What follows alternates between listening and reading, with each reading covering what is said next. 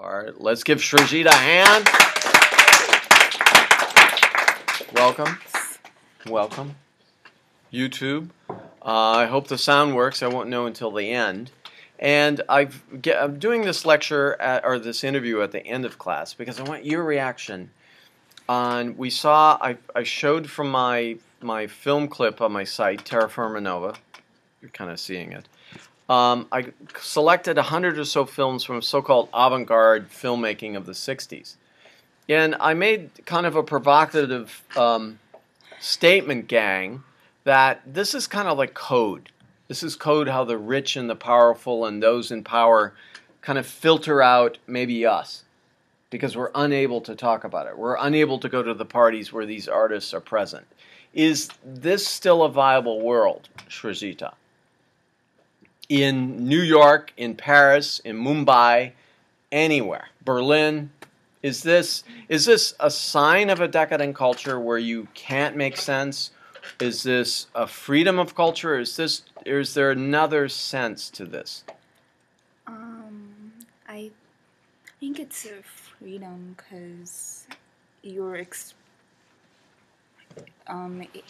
like expressing what you want to express in your own way. It's not like restricted in any way. You don't have to worry about having a beginning, a middle, and an end. Yeah. And they teach you here at this university, it always makes sense. Yeah. Whatever you do, that's you poor guys, you poor kids. Ever since you're 3 or 4, you're told, hey, why don't you make sense? Use your mom and dad. Use your words. In school, it's like, don't ever not make sense. And it's like, suddenly we go to these parties where everyone's not making sense. And people are buying paintings at $1 million pop, and we go like, wait a minute, these aren't the rules. This isn't the rule book. What is modernity? This is called modernity, to be modern, that we accept this plurality of opinions. Is there a little, Srijita, is there a little decadence in this too? Is this like, if this is a filter, if this nonsensical world is a filter to keep out the rest of us peasants, if we're assumed to be peasants, who can't understand the code behind this world, is there a kind of a decadence behind this too? I'm not sure. I mean, it could be. It could be. It could be a big mystery. It could be. It's all opinionated. Like, your opinion affects how you see the world. Of course. Yeah. Savannah, is this, then people say, especially science, people have been studying science all their lives, they say, oh, that's a subjective world. What world isn't subjective? Heisenberg said that light is a wave or a particle, you physics students, according to how you subject yourself to it, right? Yeah, everything's subjective. Well, then we're locked in this crazy world. How will we ever get jobs, have a family, get some credit, or maybe credit we don't want, get a house, live the way we thought our parents lived? Savannah. It's well McLeod. If all is subjective, thank you, my robot. If all is subjective, what kind of world are we living in? Hold up, gang. We'll finish in just a minute. What? You just have to feel it.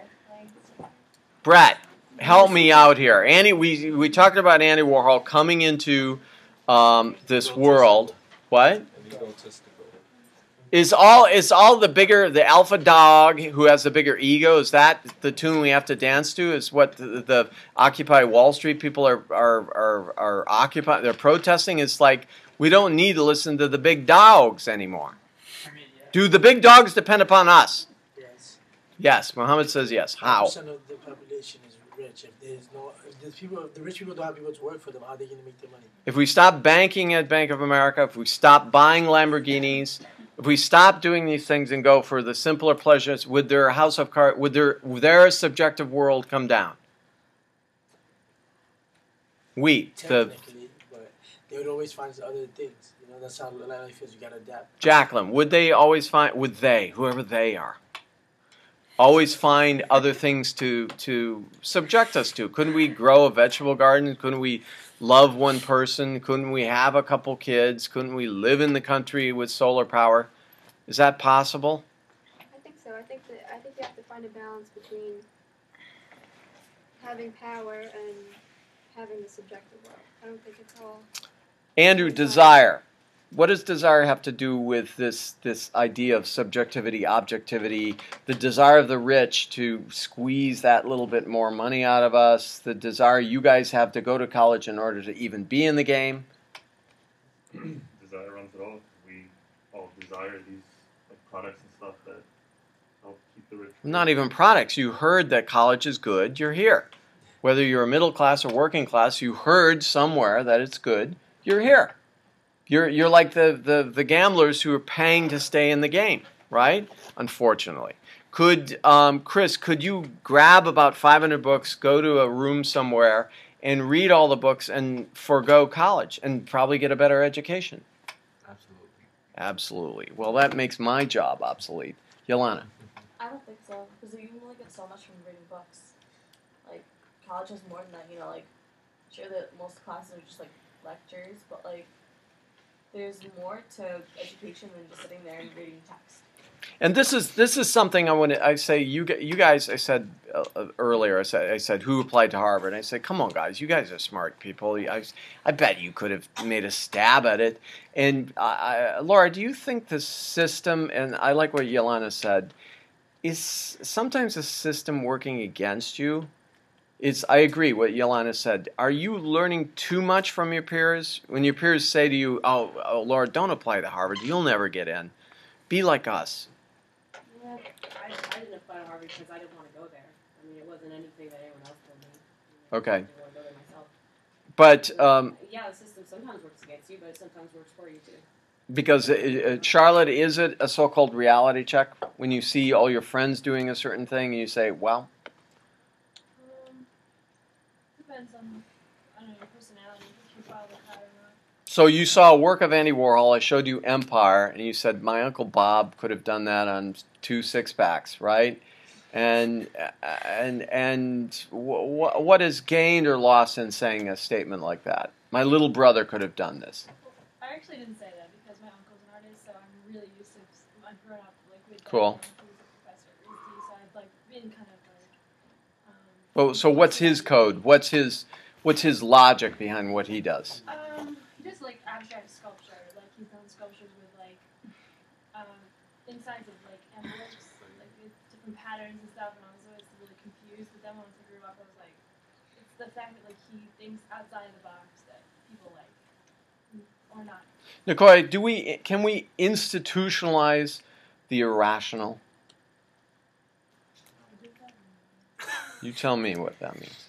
Institutionalize the irrational.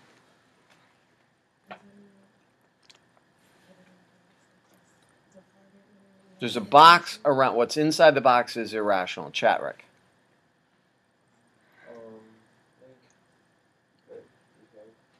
You come from 2 or 3 different cultures. The Germans behave differently than the Americans, right? Yeah, absolutely. Is some of that fit the logic of America and Germany, or does that make either one seem crazy sometimes? No, I mean, everyone has their own culture, you know? Like, nothing's logical in that sense. Like, they're just very different cultures. Like, So if we throw Andy Warhol's soup cans on the wall and say each of these is a couple $1,000,000, we're not so crazy, right, Mohammed? It's the context of the gallery that makes it all make sense, right? I like you agreeing. Okay, let's give Srijita a hand. That was fast. Thank you for just suffering through that. Gang, continue. Whoops.